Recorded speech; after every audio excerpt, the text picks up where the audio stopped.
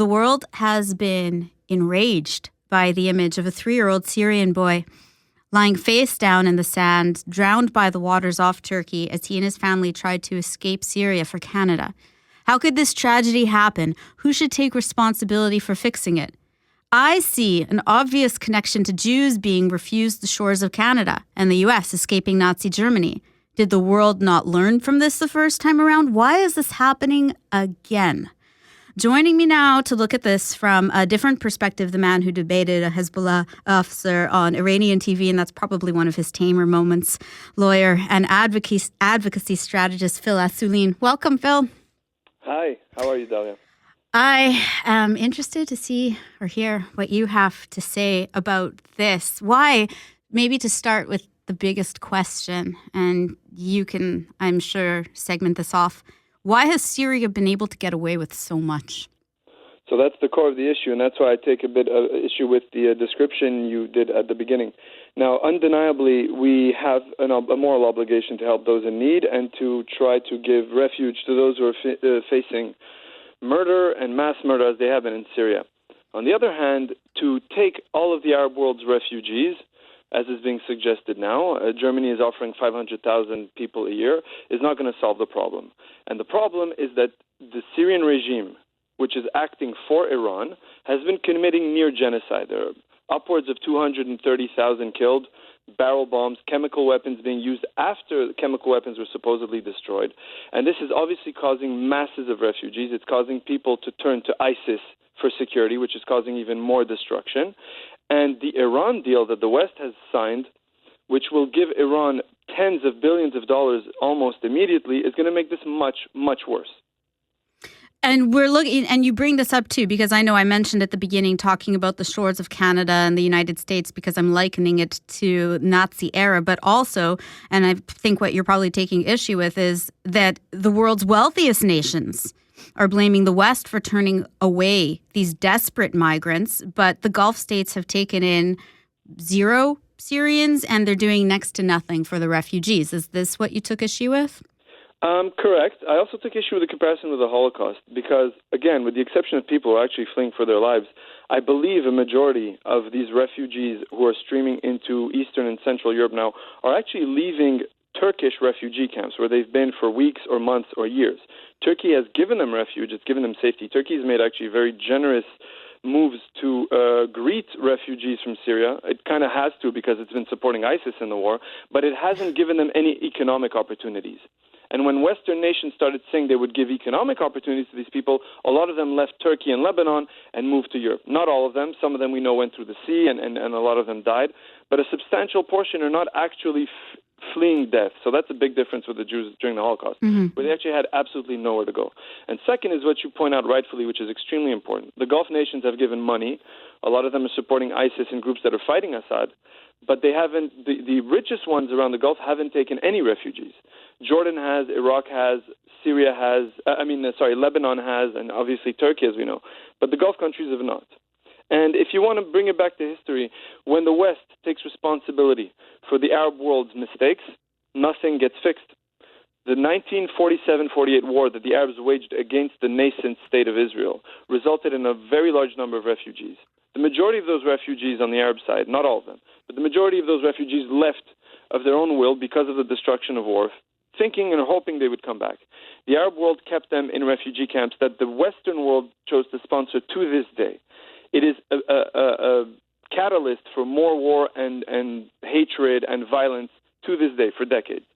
It is not a solution to expect Europe, which is already on the brink financially, to take the world's refugees. What we need to do is look at the causes of this war, and that is Iran. And now the world is about to make Iran into super Iran. That's what frightens me. Lawyer and writer Philippe Assouline is back, and we're looking at the Syria issue from, I would say, a different perspective because I don't often hear people speaking the way Phil does. And you're talking about, we're looking back at history and talking about how when the West takes responsibility for what happens in the Middle East, this is a very big problem. What about President Obama? Where do you see him in this situation right now? So I'm a big fan, if I can call it that, of Frederick C. Hoff. Frederick Hoff is probably one of the foremost experts in the world in the issue of Syria, and he was giving a lecture in the class I taught at UCLA. And he is categorical in his criticism of Obama for basically taking a hands-off approach. President Obama is obsessed with the success of this Iran deal, so much so that he's endeavored not to even disturb Iran. Iran is waging near genocide in Syria. Iran needs Syria to get weapons to Hezbollah. Hezbollah is one of its big assets. Iran is responsible for this. And the President of the United States is so careful not to upset Iran that he's taken a hands-off approach, which has resulted in a disastrous humanitarian situation. 8 million refugees, hundreds of thousands killed or starved, thousands of children killed, and nobody's paying attention. When you contrast that to how President Obama has reacted to other situations, police violence in the United States, the Gaza war last summer, there's a complete imbalance. And Frederick Hoff puts moral blame squarely on Obama for talking a lot to the point of sedating the population. We've become insensitive to what is happening in Syria, but doing nothing. And this Iran deal, again, I can't stress enough, is going to make Iran super Iran. It's going to make Assad have 10 times the barrel bombs and chemical weapons to use on his own people. Does the world fail to see the connection between Iran and Syria, or are we just not told about this connection, Phil? I think it's a bit of both.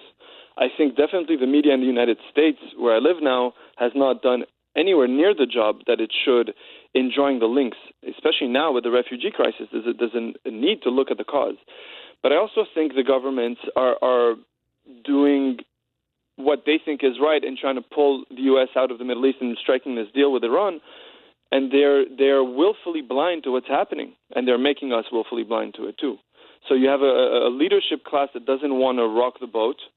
I think is a bit of insanity in that decision, and also a class of in the mainstream media, at least in the United States, which is playing along.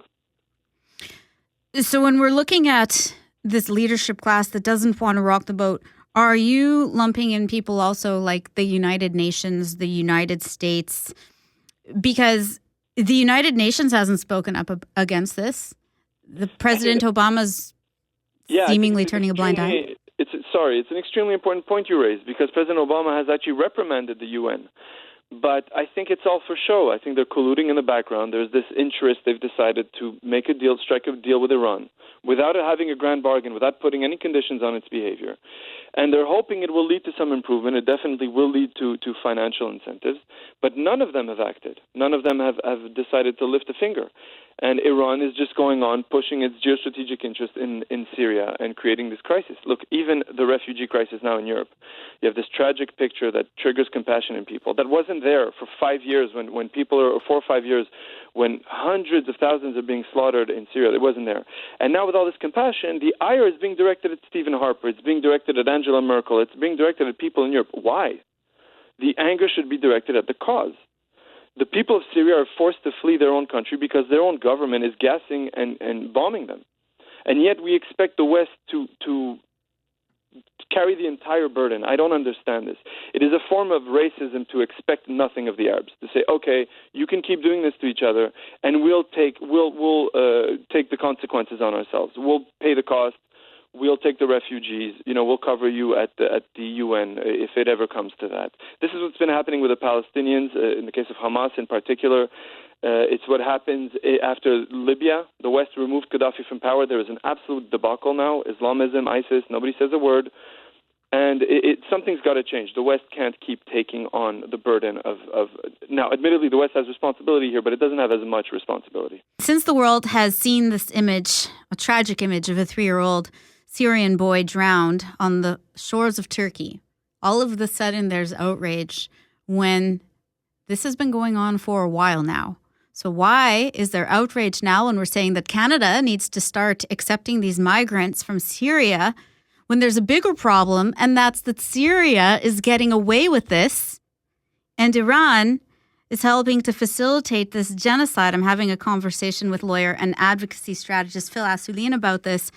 Is there a war of compassion, which you've talked about before, the way images can manipulate different senses? Is there like a war of compassion that's manipulating us away from the actual issue here?